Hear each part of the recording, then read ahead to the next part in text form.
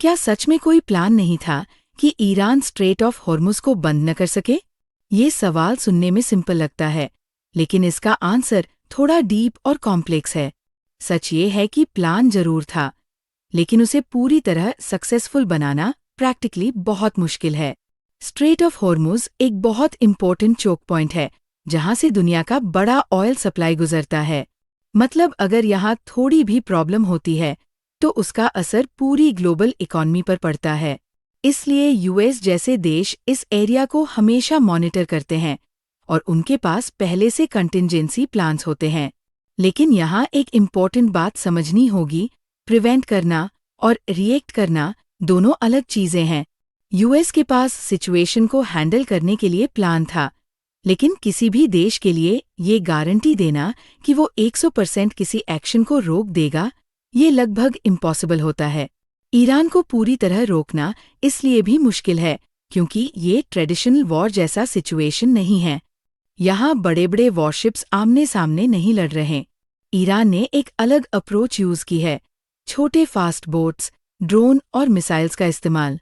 ये tactics low cost होते हैं, जल्दी मूव करते हैं और इन्हें ट्रैक करना भी मुश्किल होता है। इसका मतलब ये है कि ईरान को पूरा स्ट्रेट फिजिकली बंद करने की जरूरत नहीं पड़ती। उसे बस इतना करना होता है कि शिप्स को लगे कि यहाँ जाना रिस्की है। जब डर का माहौल बन जाता है, तो इंटरनेशनल शिपिंग कंपनियां खुद ही उस रूट को अवॉइड करने लगती है। यही चीज प्रैक्टिकली क्लोजर जैसा इफेक्ट बना देती है। अब सवाल आता है कि यूएस इसे पहले क्यों नहीं रोक पाया? इसका पहला रीजन है जियोग्राफी। स्ट्रेट बहुत नैरो है और ईरान उसके बहुत पास है, जिससे उसे क्विक एक्शन लेने का एडवांटेज मिलता है। दूसरा रीजन है unpredictable tactics. US traditional military power में बहुत स्ट्रांग है, लेकिन ईरान ने जो तरीके अपनाए हैं वो अलग और सरप्राइजिंग हैं। ऐसे टैक्टिक्स को पहले से पूरी तरह प्रेडिक्ट करना और रोकना आसान नहीं होता। तीसरा रीजन है एस्केलेशन रिस्क।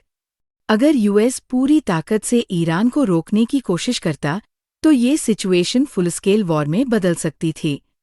ऐसा वॉर सिर्फ 2 देशों तक लिमिटेड नहीं रहता, बल्कि पूरे रीजन और ग्लोबल लेवल पर बड़ा क्राइसिस बन सकता है।